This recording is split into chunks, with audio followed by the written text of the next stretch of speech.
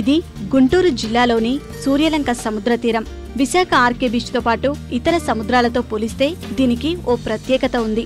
అలల ఉధృతి ఎక్కువగా ఉన్నా ప్రమాదాల సంఖ్య చాలా తక్కువగా ఉంటుంది.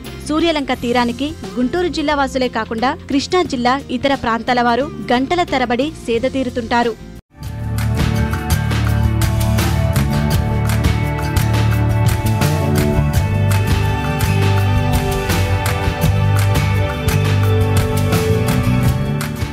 సందర్శకుల తాకిడి ఎక్కువ అవుతున్నందువల్ల వ్యర్థ పదార్థాలు, ప్లాస్టిక్ సంచులతో తీర పరిసరాలు కాలుష్యంతో నిండిపోయాయి. అంతా అక్కడకు వెళ్లి సరదాగా ఆడుతూ పాడుతూ వస్తున్నారే తప్ప వీటిని పట్టించుకున్న వారు లేదు. సూర్యోదయ సొసైటీ ఫర్ అవేకనింగ్ కమిటీ సభ్యులు మాత్రం అందరిలా వదిలేయలేదు. ఎంతో ఆహ్లాదాన్ని పంచుతున్న బీచ్ పరిసరాలు ఎందుకు పరిశుభ్రం చేయకూడదని ఆలోచించారు. ముందుండి పరిశుభ్రతకు శ్రీకారం చుట్టారు.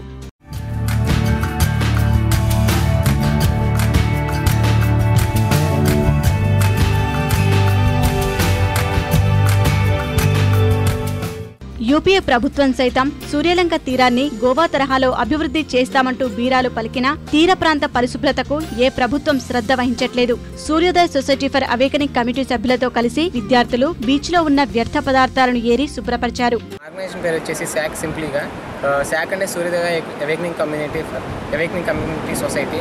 దీంట్లో ఏంటంటే మేము చేసేది ఇక్కడ చుట్టుపక్కల ఎవరైనా సరే ప్లాస్టిక్ని యూజ్ చేసిన వాళ్ళకి శిక్షార్హులను బోర్డు పెట్టిన తప్ప ఎవరు ఇంప్లిమెంట్ చేయట్లేదు. ఇంకోటి ఏంటంటే ఇక్కడ ప్లాస్టిక్ని నిషేధించాలని మా యొక్క మెయిన్ ఏమన్నమాట. అందుకని చెప్పేసి బయట అక్కడ స్టార్టింగ్లో ఒక బోర్డు పెట్టేసి దీని మొత్తాన్ని రిమూవ్ చేయాలి అని చెప్పేసి నెక్స్ట్ సండే ఆగస్ట్ 3న ఒక అవేర్నెస్ ప్రోగ్రామ్ పోలీసులకు కానీ లేకపోతే బాపట్ల టౌన్ వైడ్ ప్రతి పంచాయతీకి ఒక చిన్న పాంప్లెట్ అనేది ప్రొవైడ్ చేసేసి ఆ పంచాయతీ సర్పంచులను పిలిపించి వాళ్ళకి అవేర్నెస్ ప్రోగ్రాంలో పెట్టి ప్లాస్టిక్ నిషేధించాలి. ఎవరైతే this is our future plan about to remove the plastic in beach coast. June 8న ఓషన్ డే కాబట్టి ఆ రోజు ఈ ఓషన్ దగ్గర మనం ఏం చేయగలమని ఆలోచిస్తే, సో సింప్లీగా ఒక ఎగ్జాంపుల్ ఏంటంటే మొన్న రీసెంట్గా మలేషియాలో ఒక విమానం ఎక్కడో కనిపించకుండా పోయింది. సో ఎక్కడికి వెళ్ళిందో అందుపట్టలేదు కొన్ని రోజులు. సో అసలు ఎక్కడికి వెళ్ళింది ఏంటి అని ఎవరికి తెలియదు. కానీ తీరా చూస్తే అది సముద్రంలో ఎక్కడో ఒక లక్షల టన్నుల ఎక్కడో చెత్త కుప్ప ఒకటి ఉంది. ఆ కుప్పలో కూరుకుపోయింది అనమాట. అంటే ఈ సముద్రం దగ్గర మనం వేసి పడేసిన చెత్త అంతా సెటైన్ ప్లేస్లో ఎక్కడో సముద్రంలో ఒక చెత్త దిబ్బలాగా ఏర్పడుతుంది. సో ఇలా వచ్చి ఎంతోమంది పుష్కరాలప్పుడు ఇలా సముద్రం దగ్గరికి వచ్చి ఎంజాయ్ చేస్తూ ఉంటారు. సో ఈ చెత్త నీళ్ళలోనే మనం మునుగుతూనే ఎంజాయ్ చేస్తున్నాం, కానీ ఇక్కడే చెత్తను పట్టేస్తున్నాం అనే విషయాన్ని మర్చిపోతున్నారు. సో అది మనకే ప్రాబ్లం అని అందరూ ఐడెంటిఫై చేయలేకపోతున్నారు. చిన్నగా ఒక అవేర్నెస్ అనేది క్రియేట్ చేయడం కోసం ఇలా స్టార్ట్ చేసాం. ఐస్ బండ్లు ఇలాంటివి వస్తాయి, వాళ్ళు కూడా చెత్త క్యారీ చేసుకోవడం కోసం ఒక డబ్బాలు లాంటివి, డస్ట్బిన్స్ లాంటివి వాళ్ళే క్యారీ చేసుకొని, సో వాళ్ళ ఐస్ క్రీమ్స్ పెట్లే ఉంటాయి కదా, అవి వాళ్ళే తీసుకెళ్ళి ఎక్కడెక్కడ పడేయకుండా అలా వేసే విధంగా వాళ్ళకైనా క్లాసెస్ ఇప్పించడం కానీ, సో అలాంటివి చేయడానికి మేము ఇలా వచ్చాము. I'm from Bapatla engineering college. Sir ఇక్కడ బీచ్లో మోస్ట్ ఎంట్రన్స్ గేట్ దగ్గర 12 మనీ తీసుకుంటున్నారు. ఏమంటే బీచ్ డెవలప్మెంట్ పర్పస్ అంటారు, కానీ ఇక్కడ చూస్తే అట్లీస్ట్ చెత్త తీయడానికి కూడా మనుషులు లేరు. మేము కలెక్ట్ చేసిన చెత్త వేద్దామన్నా డస్ట్బిన్ కూడా సరైన లేదు. ఇలా ఉంటే ఖచ్చితంగా కొన్ని సంవత్సరాలు పోయాక బీచ్ అంతా చెత్తనే నిండిపోతుంది.